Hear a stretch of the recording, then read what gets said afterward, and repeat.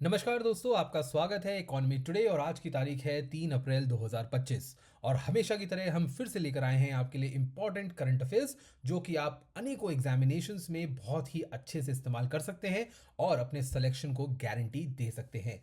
तो चलिए आज की पहले करंट अफेयर से शुरुआत करते हैं। पहला इकोनॉमिक्स का करंट अफेयर आज का है कि जो बेंचमार्क 10 साल की बॉन्ड रेट्स होती हैं या बॉन्ड यील्ड्स जो होती हैं वो बहुत जल्दी से घट रही हैं। अब देखिए ये आर्टिकल इसलिए इंपॉर्टेंट है कि चाहे आपका स्टेट पीसीएस हो या फिर आपका यूपीएससी हो, यूपीएससी ने भी 2021 में यूपीएससी के इस क्वेश्चन यानी प्रीलिम एग्जामिनेशन में बॉन्ड यील्ड से संबंधित एक बहुत ही इंपॉर्टेंट क्वेश्चन भी पूछा था।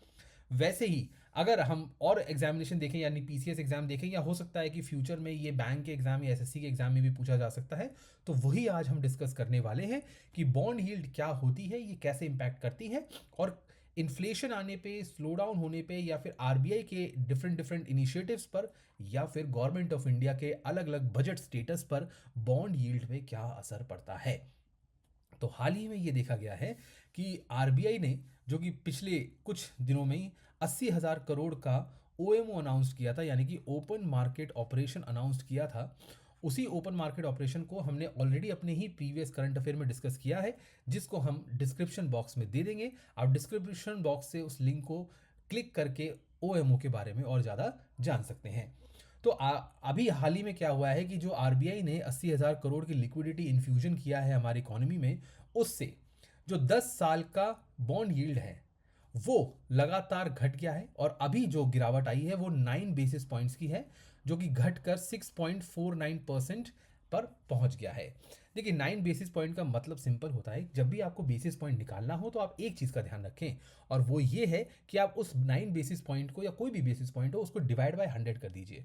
तो बेसिकली ये माफ कीजिएगा, बेसिकली ये 0.09% से गिरा है, यानी इससे पहले ये 6.58 था, तो ये 9 बेसिस पॉइंट से गिर गया है। अब ऐसा क्यों हुआ है? ऐसा इसलिए हुआ है क्योंकि बहुत सारे फैक्टर्स हमारे देश में काम कर रहे हैं। सबसे पहले तो ये कि 80,000 की लिक्विडिटी ओपन मार्केट ऑपरेशन से आने वाली है। अब क्योंकि लिक्विडिटी मार्केट में ज़्यादा आ जाएगी तो उससे इम्पैक्ट आएगा।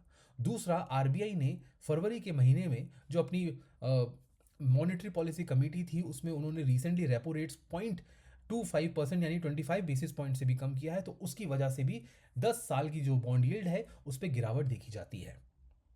ओवरऑल अगर देखा जाए तो पिछले एक महीने में ये 24 बेसिस पॉइंट यानी कि 0.24 यानी 0.24% से बॉन्ड यील्ड में गिरावट आई है।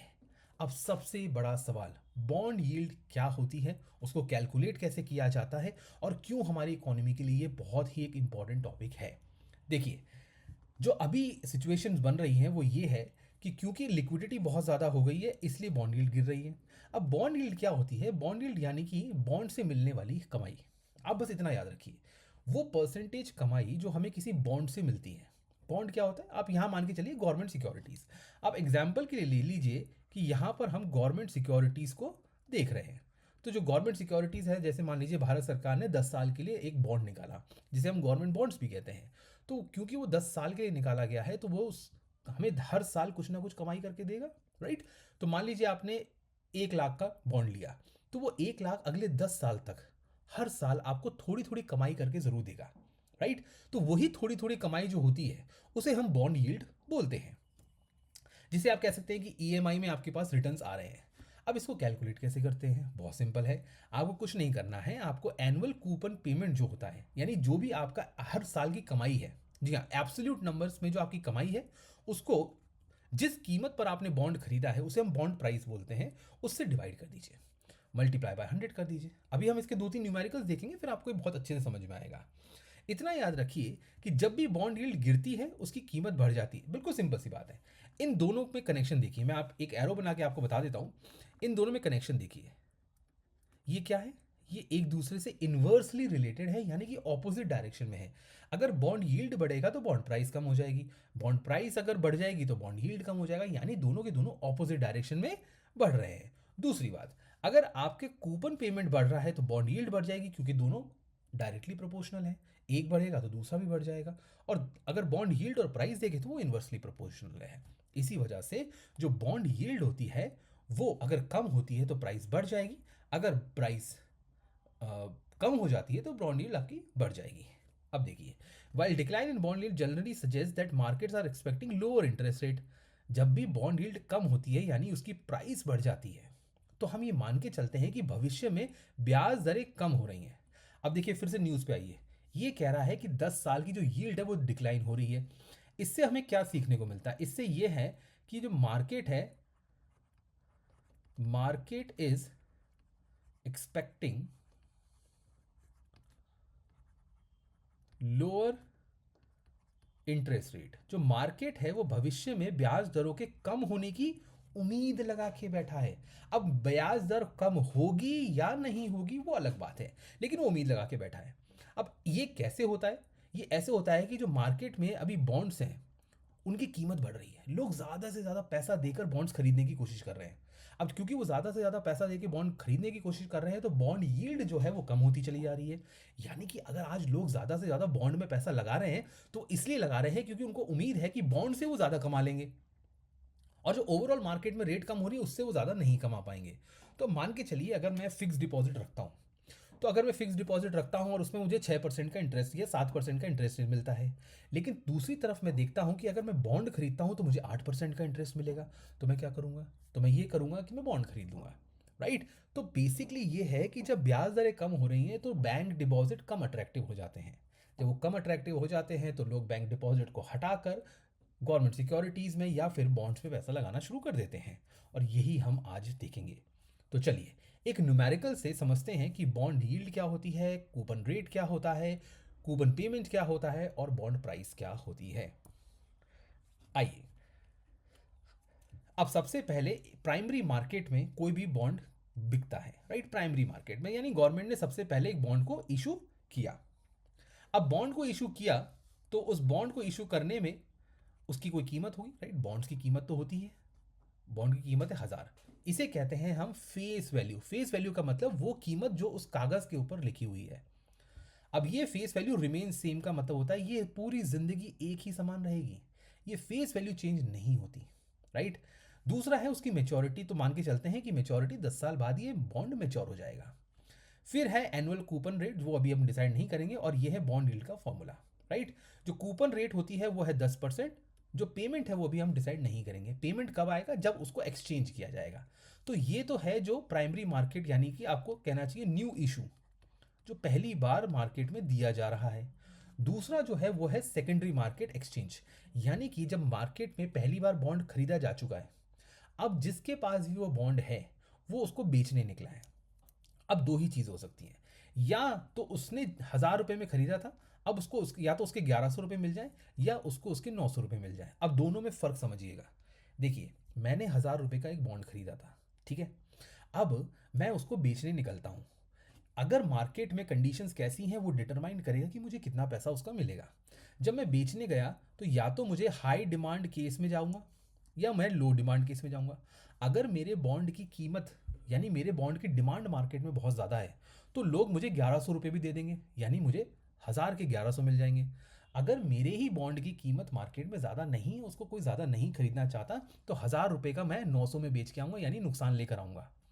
मान के चलिए मैंने उसको 1100 रुपये में बेच दिया। अब जिस इंसान ने उसे खरीदा उसको वो कितने का पड़ा? 1100 का।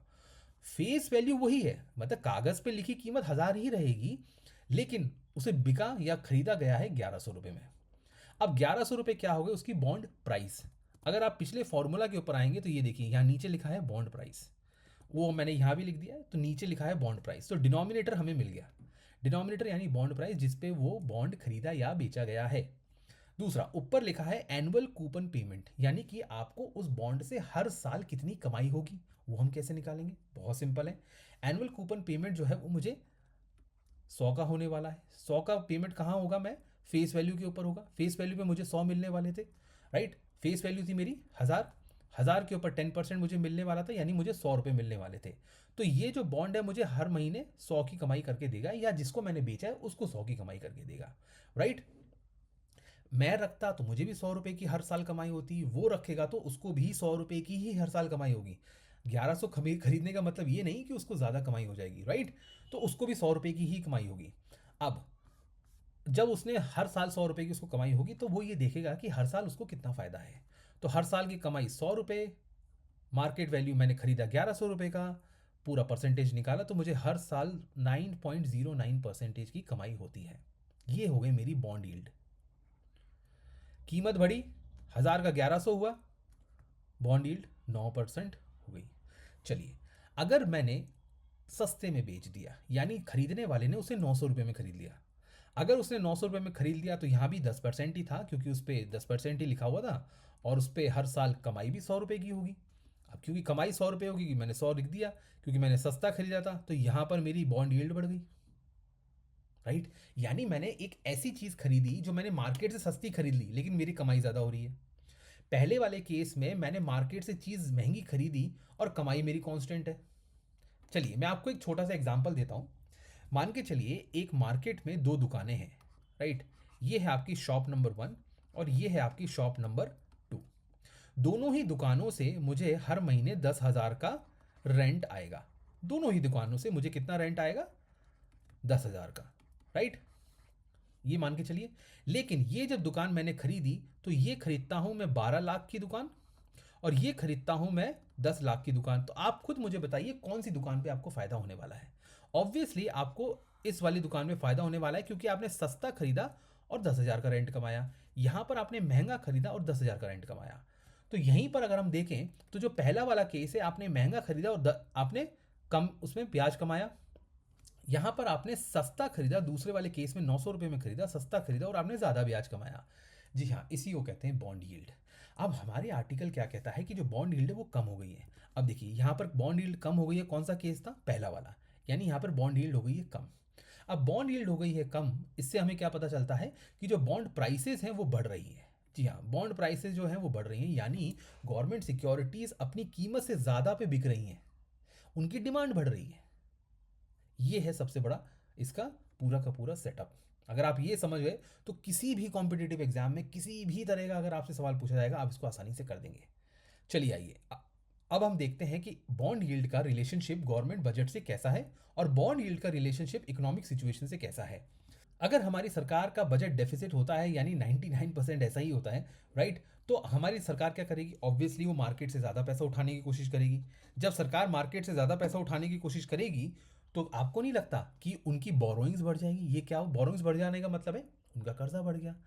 इसका मतलब क्या है? जो गवर्नमेंट सिक्योरिटीज़ की डिमांड है वो बढ़ जाएगी। राइट, दूसरा, बॉन्ड प्राइसेस कम हो जाएगी, क्योंकि सिक्योरिटीज़ की डिमांड और प्राइस उल्टी जा रही है। जब प्राइस कम हो जाएगी तो यील्ड बढ़ जाएगी। जी हाँ दोस्तों, यही एक पूरा रिलेशनशिप होता है। अगर सरप्लस बजट है तो गवर्नमेंट मार्केट से पैसा उठाना बंद कर देगी, तो गवर्नमेंट सिक्योरिटीज आना बंद कर देंगी, तो उसकी बॉन्ड प्राइस प्राइस बढ़ जाएगी और वो यील्ड कम हो जाएगी। जी हाँ, तो यही अभी हम इस कॉन्सेप्ट में पूरा अच्छे से देख रहे हैं कि अभी क्या हो रहा है। गवर्नमेंट जो है वो बोरोइंग्स कम कर रही है। क्यों? क्योंकि ऑलरेडी बहुत ज़्यादा पैसा मिल रहा है बहुत अलग अलग सोर्सेज से। तो यहाँ पर बॉन्ड प्राइस जो है वो बढ़ रही है और उसकी यील्ड जो है वो कम हो रही है। चलिए, इसको एक और तरीके से समझ लेते हैं। जब भी सरकार का बजट डेफिसिट होता है, सरकार को ज़्यादा ज़रूरत पड़ती है, तो वो क्या करती है? अपनी गवर्नमेंट सिक्योरिटीज़ की सप्लाई बढ़ा देती है। ये गवर्नमेंट की तरफ से हम देखते हैं, गवर्नमेंट सिक्योरिटीज़ की क्या हुआ? सप्लाई बढ़ गई। सप्लाई बढ़ गई तो उसकी बॉन्ड प्राइस कम हो जाती है, क्योंकि किसी भी चीज़ की अगर आप सप्लाई बढ़ा दोगे, उसकी मात्रा बढ़ा दोगे, तो उसकी प्राइस कम हो जाएगी। प्राइस कम होते ही यील्ड बढ़ जाएगी। चलिए, दूसरी सिचुएशन देखते हैं। जब कभी भी महंगाई होती है हमारे देश में, तो आरबीआई क्या करता है? आरबीआई क्या करता है? कॉन्ट्रैक्शनली मॉनेटरी पॉलिसी लेकर आता है, जिसमें वो जो रेट पॉलिसी रेट्स हैं उनको कम कर देता है, जिसमें सीआरआर, एसएलआर, रेपो वगैरह सब आते हैं। इससे क्या होगा? इससे डिपॉजिट रेट्स तो हैं, यानी कि जो fix deposit, saving deposit, recurring deposit, time deposit जो भी होते हैं, उनकी रेट ऑफ इंटरेस्ट जो है आपकी बढ़ जाती है। राइट, माफ़ कीजिएगा, यहाँ पर ये बढ़ जाएगी। अब प्रेफरेंस क्या है? तो कोई भी इंसान डिपॉजिट्स में ज़्यादा पैसा लगाना चाहेगा ना भाई। आपको फिक्स डिपॉजिट से ज़्यादा पैसा मिल रहा है, आपको गवर्नमेंट सिक्योरिटी से नहीं मिल रहा है, तो गवर्नमेंट सिक्योरिटी की डिमांड कम हो जाएगी, बॉन्ड प्राइस कम हो जाएगी। राइट, अब यील्ड जो है आपकी बढ़ जाएगी। दूसरा, अगर स्लो डाउन आ जाए, यानी इकोनॉमिक स्लो डाउन आ जाए, तब क्या होता है? तो आपकी एक्सपेंशनरी मॉनेटरी पॉलिसी होती है, यानी आरबीआई जो है पॉलिसी रेट्स को कम कर देता है। उससे क्या होगा? डिपॉजिट रेट्स कम हो जाएंगी। आपका फिक्स डिपॉजिट अब ज़्यादा अट्रैक्टिव नहीं रहा, तो आप क्या करोगे, आप गवर्नमेंट सिक्योरिटीज़ खरीदने की कोशिश करोगे। उससे क्या होगा, उसकी डिमांड बढ़ेगी तो प्राइस बढ़ेगी, प्राइस बढ़ेगी तो यील्ड कम हो जाएगी, राइट। तो यहाँ पर यही सारा कॉन्सेप्ट आपको देखने को मिलता है और यही सवाल यूपीएससी ने आपसे पूछा भी था 2021 में। चलिए, अगला हमारा जो क्वेश्चन है वो है फैक्ट्री रिलेटेड, यानी कि हमारा पीएमआई यानी परचेजिंग मैनेजर्स इंडेक्स अभी अभी रिसेंटली पब्लिश हुआ है और उसने ये कहा है कि जो हमारा मार्च का पीएमआई है, राइट, वो था 58.1, जो कि फरवरी के 56.3 से बढ़ के आ गया है। अब पीएमआई का बढ़ना यानी कि परचेजिंग मैनेजर्स इंडेक्स, इसका बढ़ना हमारे लिए क्या फ़ायदे का सौदा है या नहीं, और कैसे, और मैन्युफैक्चरिंग पीएमआई है तो क्या सर्विस पीएमआई भी होता है। आइए इसी के ऊपर हम करते हैं चर्चा। परचेजिंग मैनेजर इंडेक्स ये एक ऐसा यूनिक तरह का इंडेक्स होता है जो कि ये बताता है कि किसी भी फैक्ट्री के या किसी भी बिजनेस के जो ओनर हैं उसके सेंटिमेंट्स कैसे हैं, यानी कि वो फ्यूचर में कुछ अच्छा सोच रहा है या फ्यूचर में बहुत ही ज़्यादा ब्लीक है। इसे स्टैंडर्ड्स एंड पुअर्स के ग्लोबल के द्वारा पब्लिश किया जाता है। ये हर महीने के स्टार्टिंग में पब्लिश किया जाता है। तो जैसा कि अभी आप देख रहे हैं, अभी महीना चल रहा है अप्रैल का, तो ये मार्च का इशू कर दिया गया है। ये दुनिया भर की 40 इकोनॉमीज को लेकर पब्लिश करता है। इसे IHS मार्केट, ये एक एजेंसी है जो कि स्टैंडर्ड एंड पुअर्स के अंडर में काम करती है और वो इसको पब्लिश करती है और कंपाइल भी करती है। अब देखो इस सर्वे में क्या होता है, इसमें जो रेस्पोंडेंट्स होते हैं, बेसिकली जो बिजनेस ओनर्स होते हैं, वो ये बताते हैं कि उनका जो परसेप्शन है, यानी वो भविष्य को कैसे देखते हैं, वो भविष्य में ग्रोथ देखते हैं, भविष्य में वो डिक्लाइन देखते हैं, किस तरह से उनके सेंटिमेंट्स चल रहे हैं पिछले महीने के मुकाबले। अगर ये सर्वे करने वाले मुझसे पूछें कि जनाब आपके जो बिजनेस है या आपका जो बिजनेस है वो अगले महीने में आगे जाएगा या वो पिछले महीने के मुकाबले कम हो जाएगा, तो मेरी जो भी एक्सपेक्टेशंस होंगी, जो भी मेरा परसेप्शन होगा मेरे ही बिजनेस को लेकर, मैं उनको बता दूंगा। अब अगर ये संख्या, ये बेसिकली ये 0 to 100 होती है, अगर 50 के ऊपर है यानी 50% से ऊपर है तो वो एक्सपेंशन माना जाता है, यानी कि मैं भविष्य को लेकर पॉजिटिव हूँ। अगर वो 50 से नीचे है तो कंट्रैक्शन माना जाता है, यानी मुझे भविष्य में लग रहा है कि मेरा बिजनेस डाउन जाने वाला है। 50 का मतलब होता है कोई भी चेंज नहीं होगा, जैसा पहले था इस महीने भी वैसा ही होगा, राइट। इसे हम मैन्युफैक्चरिंग के लिए अलग से कैलकुलेट करते हैं और इसे सर्विस सेक्टर के लिए अलग से कैलकुलेट करते हैं। तो यहाँ जो आर्टिकल है उसमें आप देख सकते हैं ये मैन्युफैक्चरिंग वाला पीएमआई दिया हुआ है, ना कि सर्विसेज वाला। ऑब्जेक्टिव क्या है, इससे एक ऐसी इंफॉर्मेशन पता चलती है जिससे करंट और फ्यूचर बिजनेस कंडीशंस के बारे में पता चलती है। अब क्योंकि ये हर महीने इकट्ठा किया जा रहा है और 40 से ज़्यादा देशों में इकट्ठा किया जा रहा है, तो ये बहुत ही डिज़ायरेबल और बहुत ही रिलायबल, आई वुड से कि बहुत ही रिलायबल एक इंडेक्स माना जाता है जो बिल्कुल इंस्टेंट डेटा आपको देता है। इंडिया की बात की जाए तो HSBC फ्लैश इंडिया इस डेटा को पब्लिश करता है, जो कि पहले स्टैंडर्ड एंड पुअर्स की तरफ से कंपाइल किया जाता है। अब अगर हम थोड़ा सा एनालिसिस देखें तो आप देख सकते हैं कि सन 2018 में ये 50 के ऊपर चल रहा था, सर्विस मैन्युफैक्चरिंग दोनों ऊपर चल रही थी। लेकिन यहां देखिए, जी हाँ दोस्तों, ये देखिए, ये जो आपका पूरा का पूरा सेटअप है